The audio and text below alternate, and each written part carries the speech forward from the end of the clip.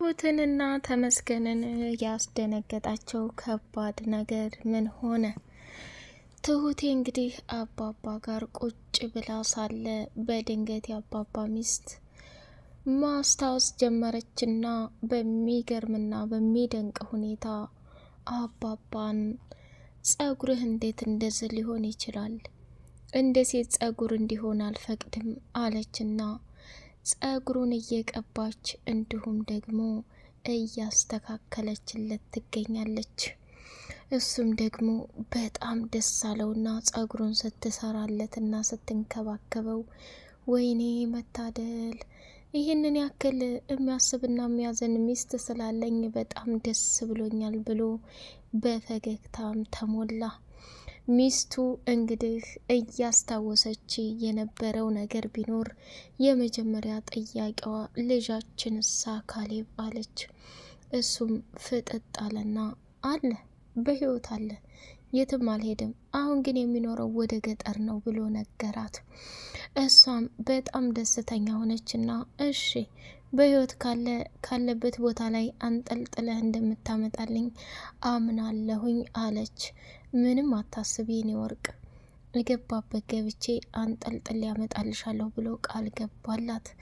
አባባ አሁን ላይ በሚስቱ ያለው ደስታ፣ በሚስቱ ያለው ስሜት እጅጉን በጣም የተለየ ነው። እሱም ደግሞ የኔ ወርቅ፣ የኔ ሚስት እንደዚህ ተንገላተሽና ተሰቃየሽ ተሽ ማየት ለእኔ በጣም ህመምና ከባድ ነገር ነው። እንደዚህም እኮ አልነበርሽ አንቺ፣ ውበትሽ ረግፏል፣ ሁለመናሽ ሁሉ ተለውጧል እያለ ማለቃቀስ ጀመረ። እንዴ አንተ ሰውዬ፣ ታዲያ የመኪና አደጋ ደረሰብኝ፣ በዛ ላይ እዚህ በአካባቢና ባሉት ሰዎች እኮ ነው እየረዱኝና እየጠቀሙኝ ያሉት። ስለዚህ ሰውነቴና ማንነቴ ባይከሳና ባይቀጥን ነው የሚገርመኝ ብላ አለችው። ትሁቴ የልፋቷ ውጤት ከተመስገን ጋር ዋጋ የከፈሉት እንግዲህ እጅጉን በጣም ደስ በሚል ሁኔታ አምረውና ደምቀው ሲያዩ በጣም ነው ደስ ያለው ማለት ነው። አባባም ትሁትና ተመስገንን ማመስገን ጀመሩ። እናንተ ባትኖሩ ኑሮ፣ እናንተ በተለይ ትሁት ሚስቴ በህይወት እንዳለች ሄዶ ፈልጎ እንደዚህ ባያደርግልኝ ኑሮ እስከ መቼም ድረስ ደስተኛ ልሆን አልችልም ነበር እያለ በጣም ነው ያዘነው ማለት ነው። አባባ እንግዲህ ከሚባለው በላይ በጉጉት ሲጠብቃት የነበረችውን ሚስቱን ከ12 ዓመት በላይ በመገናኘታቸው በደስታ ተውጠዋል። ናቲ የሚባል ተንኮለኛና አደገኛ ሰው እያንዳንዱ የሰራትን ተንኮልና እንዲሁም ደግሞ ያደረጋትን ክፋት አባባ ፊት ሲቀርብ እጅጉን በጣም ከባድና አደገኛ መሆኑ ታወቀ።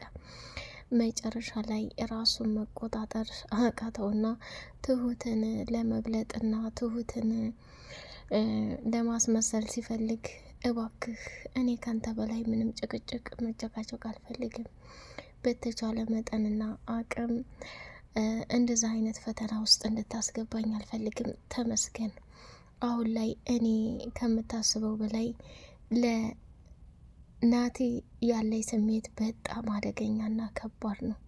በፍጹም የምትሉኝን ነገር በሙሉ አምኜ መቀበል አልፈልግም የሚል ከባድ ፍጥነት ወደ ውስጡ እየገባበት ይገኛል።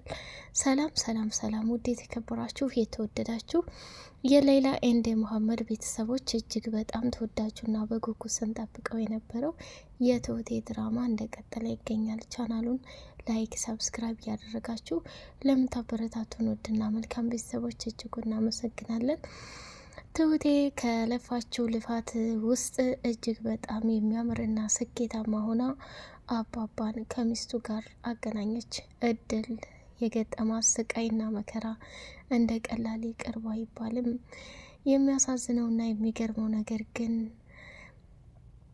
ናቲ አግቶ ሲያሰቃያትና መከራ ሲያበላት በመጨረሻ ላይ እኔማ ይህን ነገር አምኜ ልቀበል አልችልም፣ በፍጹም እንዴት ሊሆን ይችላል ብላ የትሁቴም ስታስብና ስትጨነቅ ናቲ እንግዲህ የአባባን ሚስት እንዳትገኝ ወይንም ሌላ ቦታ ለመውሰድና ለመቅበር ትግል ሲያደርግ እያንዳንዱ የተፈጸመውን ነገር መቆጣጠር ሲያቅተው፣ አይ እኔማ በጭራሽ ይሄን ነገር ሊቀበል አልችልም፣ በተፈጠረውና በሆነው ነገር በሙሉ ደስተኛ መሆን አለብኝ፣ አባዬን ሚስቱ ወደ ከተማ መታ ሕክምና እንድታደርግ ግድ ይለኛል እያለ ሲያስብ የነበረው ሰው እንግዲህ ሚስቱ እንደዛ በመሆኗ አባባ ልፈልጋት ይገባ ነበር እኮ ያንን ሁሉ አመት እንዴት ዝም አልኩኝ፣ እንዴት እንትን አልኩኝ እያለ በጣም ነበር ግራ የተጋባው። መጨረሻ ላይ እንግዲህ ምንም ይሁን ተመስገን አነጋጋሪውን ታሪክ ፈጽሟል ማለት ነው። የፈጸመውም ትልቁ ነገር አባባ በህይወት ለሚኖረው ነገር በሙሉ ዋጋ መክፈል እንዳለበት አምኗል ማለት ነው። ሌላውና ደግሞ ተመስገን እና ትሁት አዲስ ነገር እየተፈጠረባቸው ይገኛል። እሱም ምንድን ነው? ተመስገን እያንዳንዱ በሚያደርጋቸው ነገሮችና ስራዎች በሙሉ ትሁቴ እያየችው ነበር። ተመስገን ምንም ቢወጣ ምንም አንተ ብዙ ነገር ለአባዬ ታሪክ ሰርተሃል። ዛሬ ላይ አባዬ በደስታ ሚስቱን አገኝቷል። ነገ ላይ ደግሞ ምን እንደሚፈጠር አላቅም። ተመስገን አንተ ላደረግከው ነገር በሙሉ እጅጉን በጣም ደስተኛ ነኝ እያለች አመሰገነችው ማለት ነው። እሱም ደግሞ ታይ እንጂ ይህን ያክል እኔ ልመሰገን የሚገባ ሴት አይደለሁም፣ ሆኖም ግን ምንም ችግር የለውም ብሎ እሷን ማጽናናት ጀመረ ማለት ነው። ተመስገን አሁን ላይ ትሁትን እንግዲህ ከናቲ ጋር ወርቃ የስቃይ ህይወትን እንዳትኖር እየፈራላት ይገኛል። ሌላው ደግሞ ናቲ እያንዳንዱ የሚሰራቸውን የፈተና ግፎች እንዲሁም ደግሞ እጅግ በጣም ከሚባለው በላይ መጨረሻ ላይ ራሷን መቆጣጠር አቅቷት ስለነበረ በቃ አባዬ ይሄ ነገር እዚህ ጋር ላይ ማብቃት አለበት። እኔ ሁሉም ነገር ሰልችቶኛል። አሁን የምፈልገው ነገር ወደ ቤተሰቦቼ ጋር ሄጄ ቤተሰቦቼን ማግኘት ነው። ከዛ በዘለለ ግን ለተፈጠረውም ለሆነውም ነገር ሁሉ እዚህ ጋር ላይ ይበቃኛል።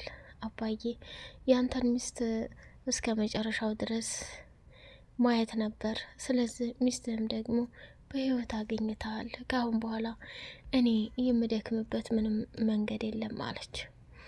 እንዴት እህቴ ምንድን ነው እያልሽና እየተናገርሽ ያለሽው?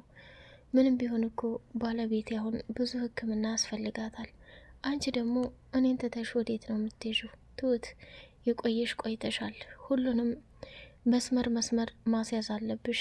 ይሄ ካልሆነ ከምታስቢውና ከምትይው በላይ ከባድ ችግር ውስጥ ሆነሽ ይገጥምሻል።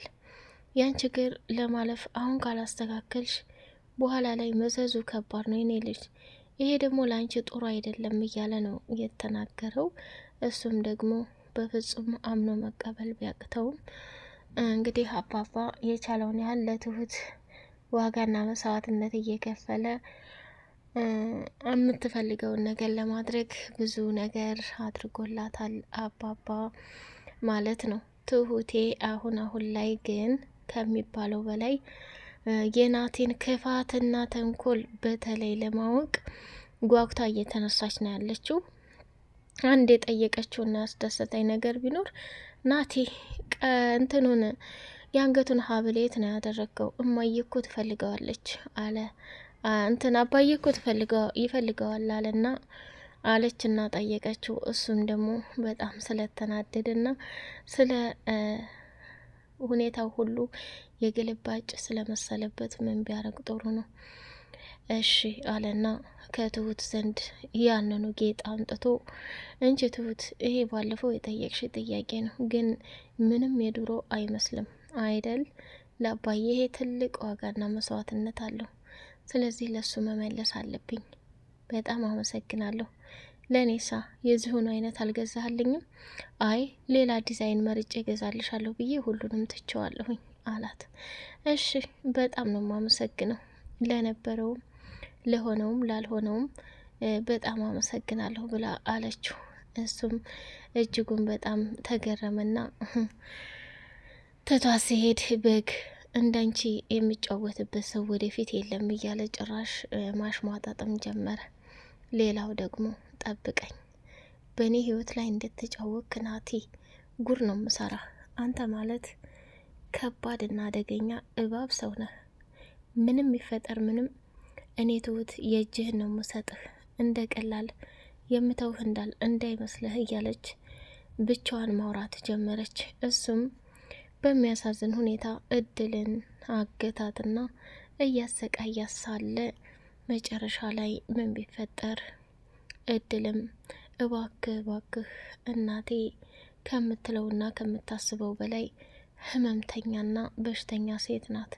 እሷ እዛ ሁና እኔ ዝም ማደር አልፈልግም፣ ልረዳ ትፈልጋለሁ፣ እባክህ እናቴ ምንም እንዳታረግብኝ እያለች መማጸን ጀመረች። እሱም ደግሞ ስሚ ትሁት፣ ምንም ነገር አታስቢ፣ እኔ በፍጹም እናትሽን ምንም የመጉዳት አላማና አቅም እንደሌለኝ ወቂ፣ ግን